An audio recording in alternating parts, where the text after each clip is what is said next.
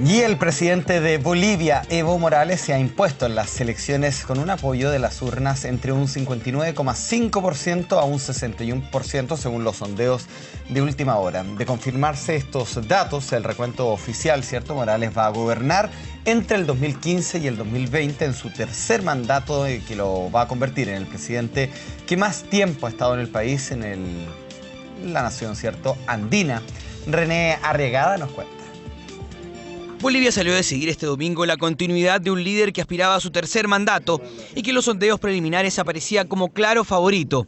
Jornada para elegir presidente, vicepresidente y renovar a los miembros del legislativo para el periodo 2015-2020.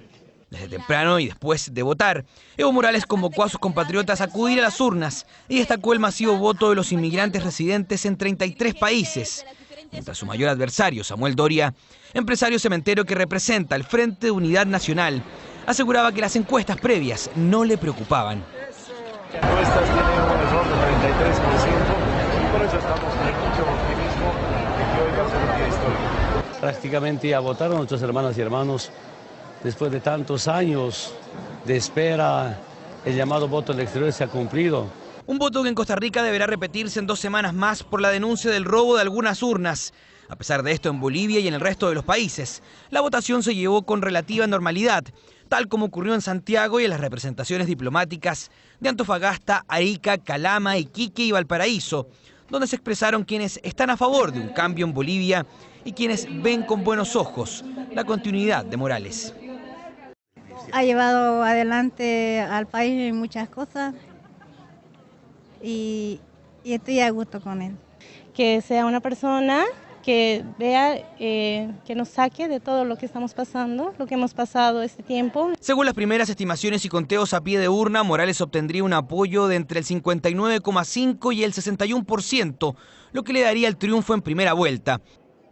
Para los analistas, ese apoyo no solo se sostiene en los planes sociales para los más desposeídos, sino también en el gran avance de la economía y el acercamiento con sectores empresariales que en principio pudieron estar en contra del actual presidente. Ha logrado representar por una serie de motivos el sentimiento popular boliviano, que es profundamente transversal, aunque parezca mentira. Las élites algunas élites en su momento pudieron estar distanciadas, pero eran muy minoritarias. Apoyo que también está detrás de una de sus mayores aspiraciones, la demanda marítima que Bolivia sostiene contra Chile, que cuenta con el respaldo de distintos sectores políticos. La demanda ante la Haya es transversal, tiene un respaldo transversal, puede haber algunos matices, pero en general hay un respaldo a lo que está haciendo el gobierno. Es la figura de este indígena de 54 años la que se levanta una vez más como el hombre fuerte de Bolivia, un caudillo latinoamericano que ha logrado impulsar reformas importantes, pero que tiene en el horizonte desafíos más grandes aún, como mejorar las cifras que mantienen a Bolivia como uno de los países más pobres de la región.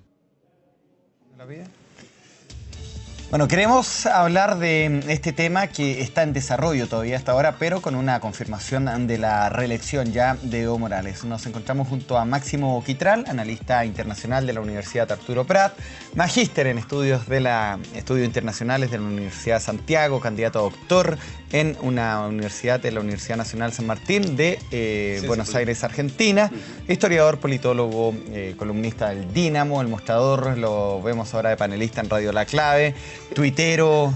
¿Cuántos títulos tiene? ¿Ah? No, haciendo hartas cosas, Se mueve. Sí, hay que mover. Se mueve como se ha movido Evo Morales, quien ya está confirmado la reelección, ¿cierto?, en este tercer periodo en Bolivia, una noticia que se sabía. ¿Qué implicancias podemos decir en este momento de esta reelección de Evo Morales y cómo tenemos que mirarlo a futuro? Bueno, ya tenemos un tercer periodo de Evo Morales. Me parece que, bueno, viene a consolidar todo un proceso que él ha llamado de revolución, ¿cierto?, cultural en Bolivia, pero creo yo que también está bastante respaldado por cifras económicas que han sido bastante positivas para Bolivia, entendiéndose que, y eso yo siempre lo he marcado, que la historia en Bolivia no comienza con Evo, sino que hay episodios muy oscuros en la historia política de Bolivia y que con la emergencia de Evo Morales de alguna manera viene a entregarle cierta estabilidad que por años había estado ausente en el país vecino. Ahora, desde el punto de vista de la relación con Chile, ahí hay un tema interesante porque, bueno, Evo es uno de los principales artífices de la demanda boliviana y por tanto este discurso y esta solicitud permanente de acceso al mar me parece que comienza a tomar nueva fuerza a partir de este periodo presidencial. Tú hablas de que la economía en Bolivia es muy importante para entender este apoyo de Evo Morales. Recordemos que Bolivia tenía un crecimiento y un despegue en los últimos años bastante importante. Sí. ¿Cómo podríamos entender eso? Mira, lo que pasa es que hay un proceso de nacionalización de recursos naturales, y particularmente los hidrocarburos. Eso generó alguna tensión con Argentina, con Brasil, pero como había sintonía ideológica y buena cercanía con Néstor Kirchner y Lula da Silva, bueno, Evo Morales pudo solucionar el tema diplomáticamente. Esto le significó a Bolivia aumentar ostensiblemente los recursos fiscales y como entró en un proceso de refundación del Estado, lo que hace Evo Morales es colocar el Estado al servicio de la comunidad. Es decir, anteriormente los partidos políticos de Bolivia habían atrapado al Estado y por tanto habían utilizado el Estado para beneficio propio. Rompe Evo Morales esa condición, coloca el Estado al servicio de la comunidad y hoy tenemos amplio apoyo en la elección presidencial. Ahora, tiene niveles de crecimiento muy interesantes. El año pasado terminó con niveles de 6,5, 6,8% y actualmente las proyecciones indicarían de que Bolivia estaría creciendo alrededor del 5,5%, lo que indica que el sistema económico que está implementando Evo Morales le está entregando muy buenos dividendos y eso se confirma con esta nueva reelección presidencial.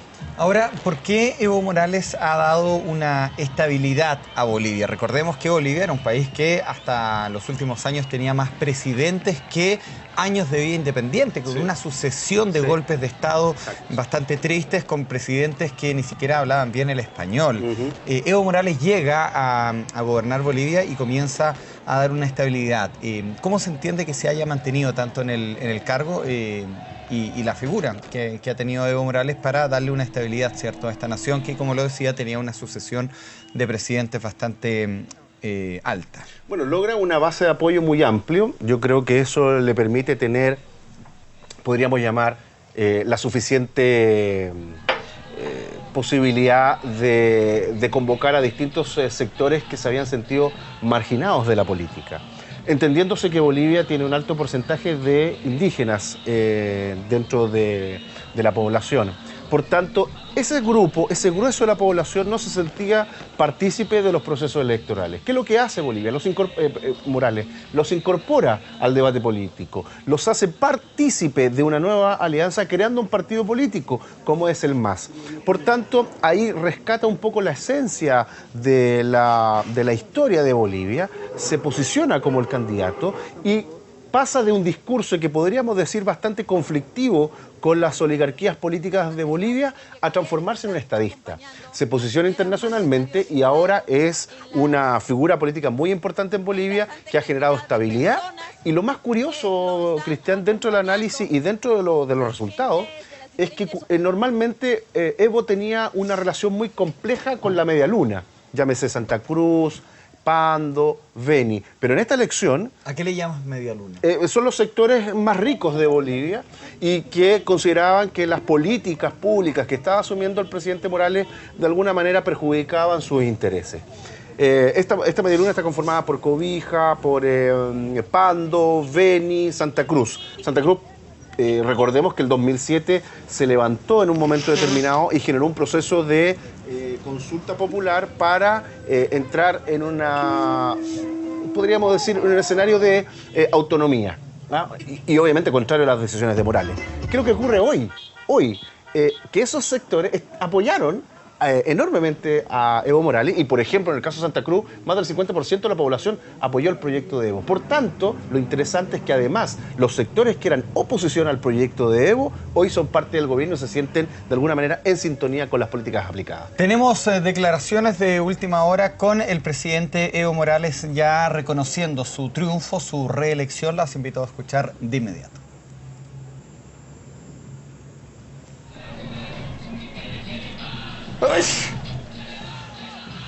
Ratificado de manera democrática que en Bolivia no hay media luna, sino luna llena, hermanas y hermanos. Eso expresó el pueblo boliviano con su voto. Aquí estaba en debate dos programas: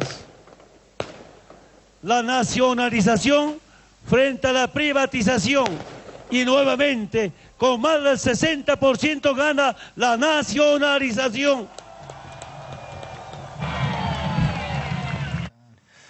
Bueno, ahí estaban las declaraciones de Evo Morales justamente haciendo alusión a esta media luna que no existe y hay luna llena. Comprendamos, entremos más en este concepto que es interesante nuevo para comprender Bolivia. Bueno, como lo señalaba yo hace un rato, que la media luna era el sector que históricamente, podríamos decir incluso, le había cerrado cualquier tipo de posibilidad de visita protocolar, tranquila al presidente Morales.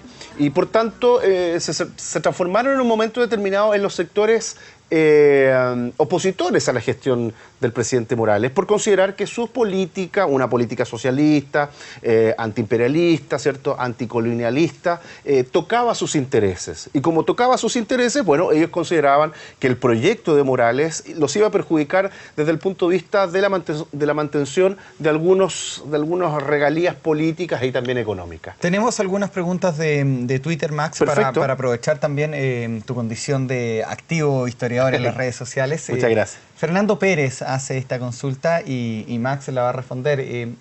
Con esta nueva reelección de Evo Morales, se pregunta él, ¿será la última?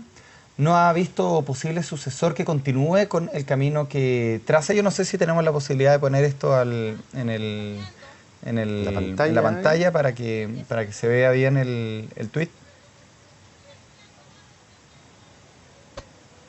Bueno, vamos a esperar entonces que nos puedan ayudar. Ahí está. Ahí está Fernando Pérez haciendo la consulta que decía yo. Es una nueva reelección de Evo Morales. ¿Será la última? ¿Se ha visto algún posible sucesor en este camino que él ha trazado?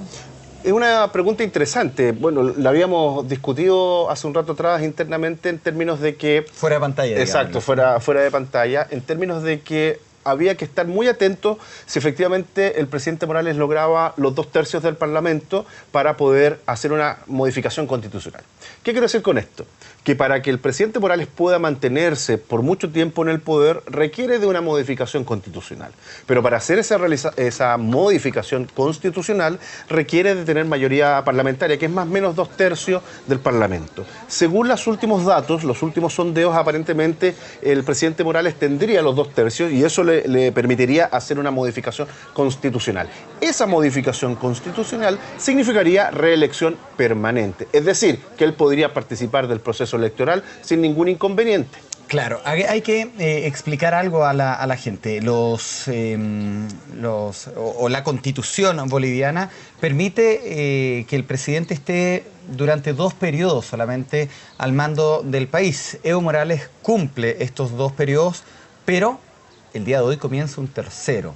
Eso es porque él reformó la Constitución y dijo, bueno, yo al reformar la Constitución de Bolivia, esto comienza todo de cero y mi mandato anterior no vale, básicamente. Exacto. Se trató de ir al Tribunal Constitucional de parte de la oposición boliviana, finalmente la justicia de Bolivia dijo, eso se ajusta a derecho y Evo Morales está en su primer periodo con esta nueva Constitución. Este sería el segundo. Exactamente. ¿Le quedan cuántos años? Bueno, ahora estamos en este proceso. Si no hubiese modificación constitucional, Evo Morales debería ser su último periodo y después, evidentemente, tener alguna figura pública que sintonice con el proyecto y que le permita mantener todas estas transformaciones. Por eso tú decías que es importante ver cómo se conforma el Parlamento. Exactamente, porque si los sondeos indican, son ciertos, de que aparentemente lograría los 2/3, le permite al presidente Morales tener control del Parlamento.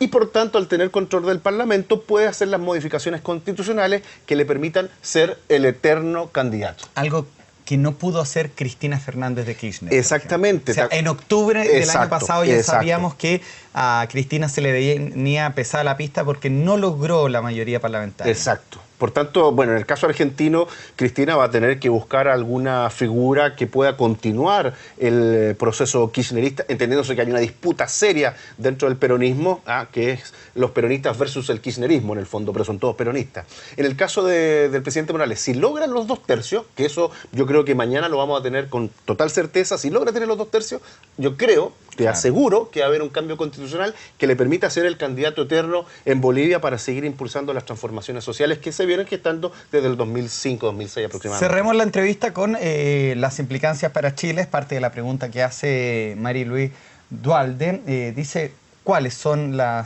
través del Twitter, cuáles son las implicancias para nuestro país de esta reelección de Evo Morales hasta el 2022, dice ella? Hasta el 2020.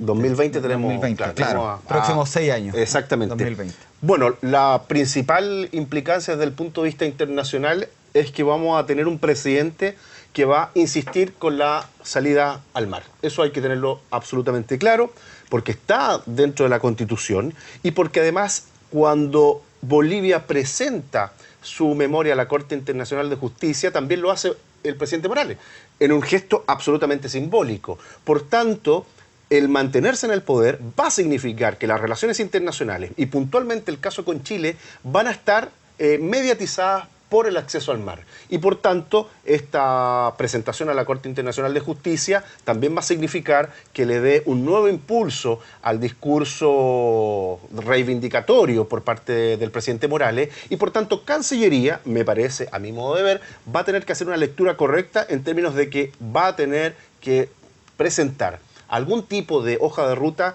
que comprenda y entienda que a partir de este momento nuevamente el presidente Morales va a insistir con el acceso soberano al mar.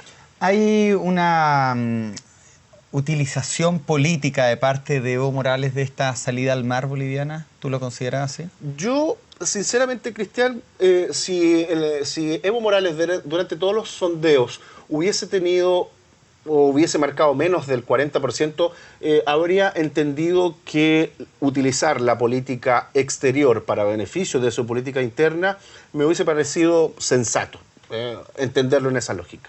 Pero dado el nivel de madurez política que ha logrado Bolivia a partir de su presidencia, creo que no fue significativo insistir con el tema de acceso al mar. A mí me parece que es porque hay un compromiso por parte del presidente desde el punto de vista constitucional, porque además hay un compromiso con su pueblo. No hay una utilización de la política interna en beneficio, no hay una utilización de la política internacional o la política exterior en beneficio de la política interna, a diferencia de los anteriores presidentes. Yo creo que ni siquiera fue necesario hacerlo para lograr una muy alta votación en este nuevo proceso electoral. Tengo un video acá, yo no sé si ese video puede ir acompañado de audio, me lo confirman, está corriendo, a ver si lo podemos ver y ojalá escuchar, si no lo traducimos.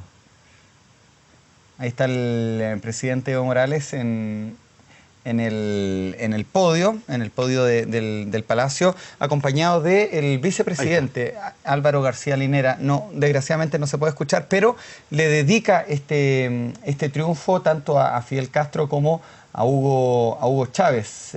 Va de la mano de la pregunta que me hacía en Twitter Bastián Reyes. ¿Tenemos a un nuevo Hugo Chávez o a un Fidel Castro aferrándose al poder? Yo creo que desde el punto de vista del romanticismo político, yo creo que sí tenemos un nuevo Hugo Chávez. A mí me parece que sí. Ahora, a diferencia del caso de Fidel, que llega al poder a través de una revolución donde no hay un proceso electoral, me parece que hay unas distancias en ese punto, porque de alguna manera Evo lo ha hecho por vía democrática.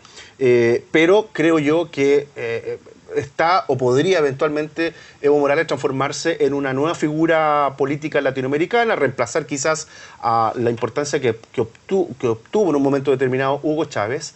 Pero creo que estamos en esa línea. Yo creo que Evo Morales efectivamente ha logrado tener un posicionamiento importante, no solo en Bolivia, sino que a nivel internacional, que hoy le permite generar discursos bastante incendiarios dentro de la política internacional. Perfecto. Cerremos ahora sí con esta imagen que estamos viendo acá del triunfo de Evo Morales, pero es importante conocer cuál es su círculo de hierro. Ahí vemos la fotografía. Por ejemplo, aparece a la derecha de Evo Morales este hombre que es el vicepresidente. Álvaro García Linera. Álvaro García Linera, y este hombre que es David Choquehuanca. Yo no sé quién es este señor que aparece, debe ser alguien también del poder, pero estos dos yo diría que es el círculo más cercano. Exacto. No es casualidad que estén cerca de Evo Morales en el momento de su triunfo. Veamos la figura de David Choquehuanca principalmente, canciller, ministro de Relaciones Exteriores, y luego de Álvaro García Linera, el vicepresidente. ¿Qué roles cumplen dentro del gobierno de Evo Morales? A ver, en el caso de Álvaro García Linera, yo me atrevería a considerarlo como el ideólogo del proyecto de Morales. O sea, él es el que le entrega todo el sustento ideológico, el que construye también las redes de vinculación internacional y que le da el sustento a todas las políticas aplicadas por Evo Morales. Por tanto, cuando uno dice quién está detrás del proyecto de Evo, bueno, Álvaro García Linera, que tiene una tradición también vinculada a los movimientos sociales y también de resistencia ante las dictaduras. Por tanto, es una figura sumamente importante que tiene una trayectoria intelectual elevada y que le ha entregado el respaldo intelectual a Evo Morales, quien tiene que simplificar el discurso cuando le habla a las masas. En el caso de Choquehuanca, bueno, también está vinculado al indigenismo boliviano, el que se conecta con el mundo indígena y el que ha impulsado también esta agenda reivindicativa con acceso al mar soberano, que ese es uno de los planteamientos que tiene el presidente Morales dentro de toda su política internacional. Por tanto, son las dos figuras más importantes que están rodeando al presidente Morales y que, por cierto, creo yo que uno de los dos puede ser el continuista del proyecto de Morales, pensando a futuro en este proceso de reelección permanente, si es que, insisto en esto, logra tener los 2/3 del Parlamento. ¿Por qué es importante esa cifra, el 2/3? Porque eso es el mecanismo, o mejor dicho, el umbral mínimo que solicita la Constitución para que efectivamente el presidente Morales pueda hacer este cambio y tener la reelección permanente sin que haya oposición institucional. Perfecto. Máximo Quitral, te queremos agradecer este análisis con el canal 24 Horas, cuando todavía está en desarrollo por lo menos la definición parlamentaria. Me quedo con las palabras tuyas, esta gran incógnita en Bolivia, más allá de la reelección de Evo Morales, o lo que implica, porque ya lo conocemos, es si el movimiento al socialismo, el partido de Evo Morales, el MAS, logra los 2/3 de los votos en el Congreso. Vamos a estar pendientes y me imagino que será parte del análisis durante este día lunes, haciendo una proyección también de su relación con nuestro país, enfocado en lo que es la demanda boliviana, tema que hemos conversado en otras ocasiones en este noticiero. Por cierto. Muchas gracias, Cristian. Que tengas muy buena noche. Lo leemos en el Dínamo, lo escuchamos en la radio, lo vemos en la televisión. Ahí estamos. Ahí estamos atentos. Nos vamos a la pausa, volvemos con el resumen nacional e internacional luego de este Alto en las Noticias.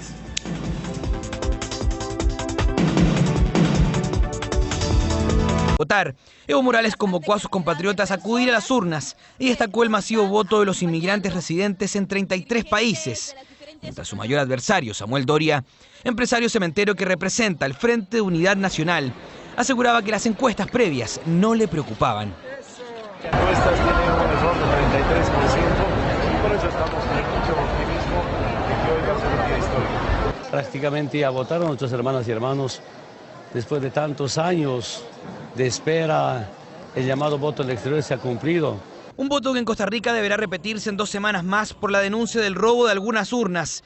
A pesar de esto, en Bolivia y en el resto de los países, la votación se llevó con relativa normalidad, tal como ocurrió en Santiago, y en las representaciones diplomáticas de Alipio pudieron estar en contra del actual presidente. Ha logrado representar por una serie de motivos el sentimiento popular boliviano, que es profundamente transversal, aunque parezca mentira. Algunas élites en su momento pudieron estar distanciadas, pero eran muy minoritarias. Apoyo que también está detrás de una de sus mayores aspiraciones, la demanda marítima que Bolivia sostiene contra Chile, que cuenta con el respaldo de distintos sectores políticos. La demanda ante la Haya es transversal, tiene un respaldo transversal. Puede haber algunos matices, pero en general hay un respaldo a lo que está haciendo el gobierno. Es la figura de este indígena de 54 años la que se levanta una vez más como el hombre fuerte de Bolivia, un caudillo latinoamericano que ha logrado impulsar reformas importantes pero que tiene en el horizonte desafíos más grandes aún. Antofagasta, Arica, Calama, Iquique y Valparaíso, donde se expresaron quienes están a favor de un cambio en Bolivia y quienes ven con buenos ojos la continuidad de Morales. Ha llevado adelante al país en muchas cosas y estoy a gusto con él. Que sea una persona que vea, que nos saque de todo lo que estamos pasando, lo que hemos pasado este tiempo. Según las primeras estimaciones y conteos a pie de urna, Morales obtendría un apoyo de entre el 59,5% y el 61%, lo que le daría el triunfo en primera vuelta. Para los analistas, ese apoyo no solo se sostiene en los planes sociales para los más desposeídos, sino también en el gran avance de la economía y el acercamiento con sectores empresariales que en principio, como mejorar las cifras que mantienen a Bolivia como uno de los países más pobres de la región. Bueno, queremos hablar de este tema que está en desarrollo todavía hasta ahora, pero con una confirmación de la reelección ya de Evo Morales. Nos encontramos junto a Máximo Quitral, analista internacional de la Universidad Arturo Prat, magíster en estudios internacionales de la Universidad de Santiago, candidato a doctor en una universidad de la Universidad Nacional San Martín de Buenos Aires, Argentina, historiador, politólogo, columnista del Dínamo, El Mostrador, lo vemos ahora de panelista en Radio La Clave, tuitero. ¿Cuántos títulos tiene? ¿Ah? No, haciendo hartas cosas, Se mueve. Sí, hay que se mueve. Y el presidente de Bolivia, Evo Morales, se ha impuesto en las elecciones con un apoyo de las urnas entre un 59,5% a un 61% según los sondeos de última hora. De confirmarse estos datos, el recuento oficial, ¿cierto? Morales va a gobernar entre el 2015 y el 2020 en su tercer mandato, que lo va a convertir en el presidente que más tiempo ha estado en el país, en la nación, ¿cierto?, andina. René Arriagada nos cuenta. Bolivia salió a decidir este domingo la continuidad de un líder que aspiraba a su tercer mandato y que en los sondeos preliminares aparecía como claro favorito. Jornada para elegir presidente, vicepresidente y renovar a los miembros del legislativo para el periodo 2015-2020. Desde temprano y después de